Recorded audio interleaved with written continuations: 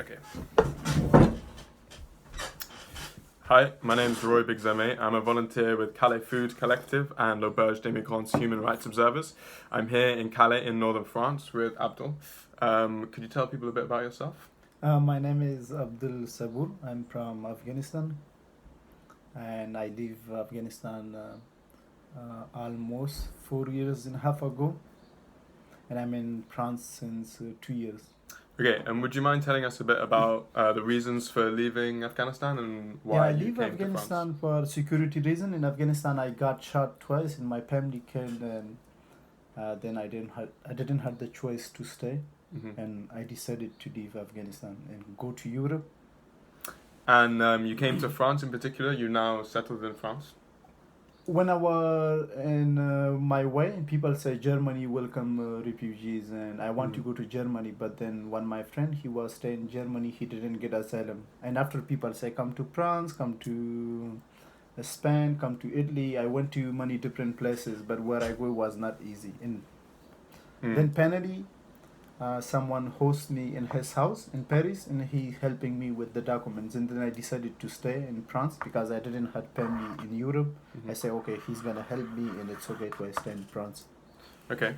And would you mind just giving a bit of information about your journey from Afghanistan to France and the countries that you went to and how it was? Yeah, I will tell you a bit short. It was very difficult and long. Yeah. I came to, like, when I decided to leave Afghanistan, I came to Pakistan and then Iran, and it was very, very difficult, like very hard, and it was sun, no water, food.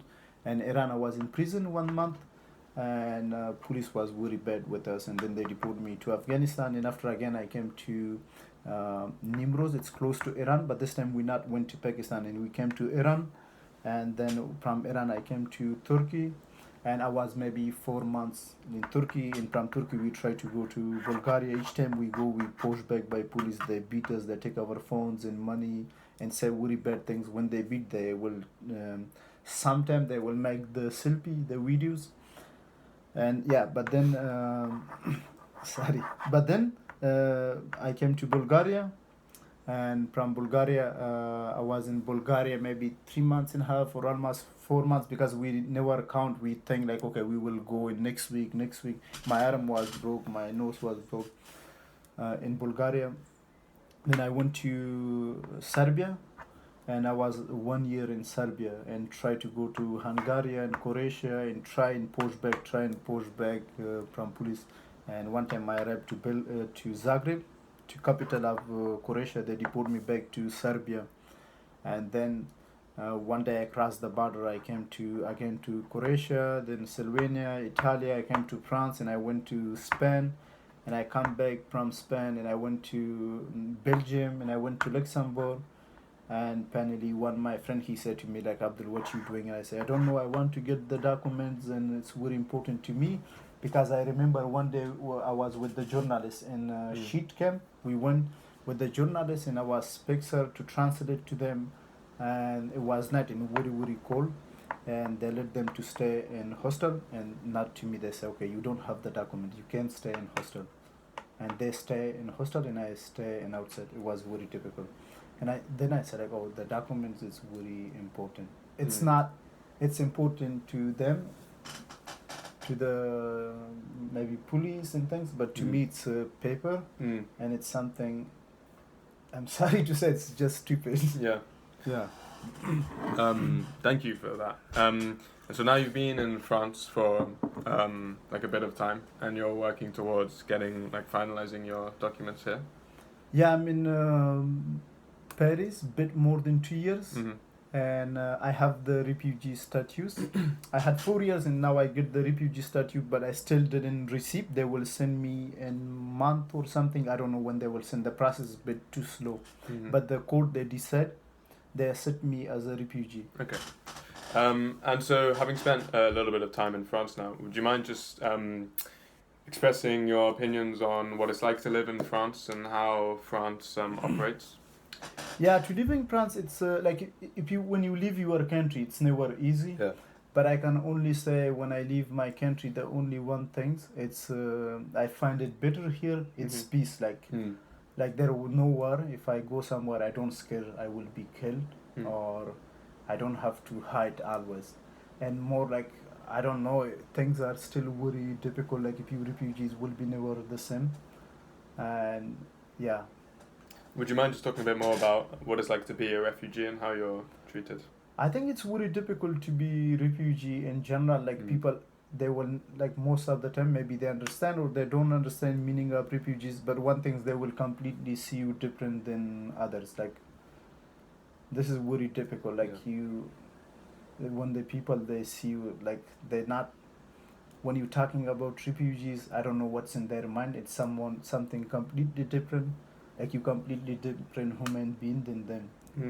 And what do you think are like the things that people don't properly understand about refugees and what you've been through and how you should be treated? I think it's more media and it's more propaganda against refugees and more political. They don't want that. Yeah. Okay.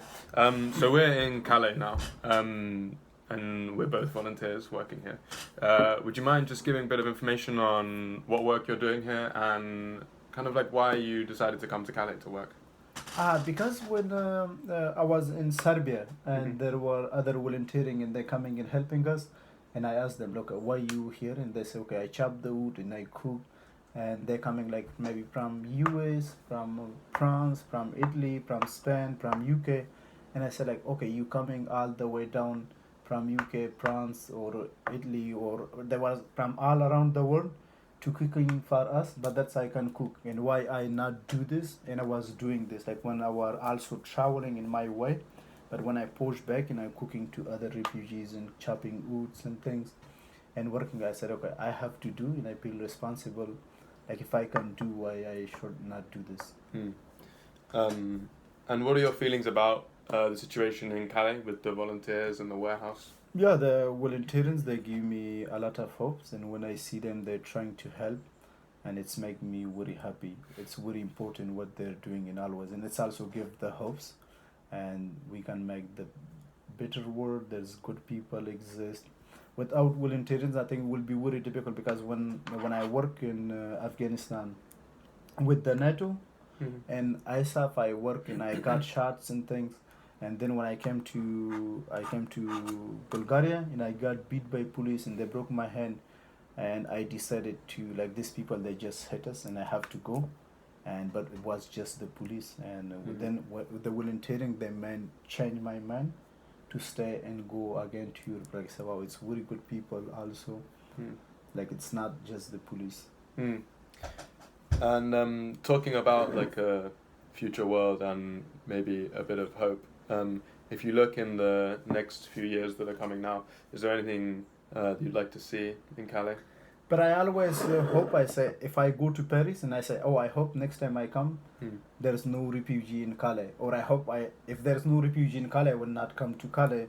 And I say, I hope this is our last time we don't come to Calais no more. And I hope there is no refugees in Calais. And I hope there is no refugee in this world. And I hope there's one day no border and it's like all one word and one people. Yeah. But it's always hope. But I hope it's happen one day. And I hope people will understand one day. That's beautiful. Yeah, thank you. Cool. Thank you very much, Abdul.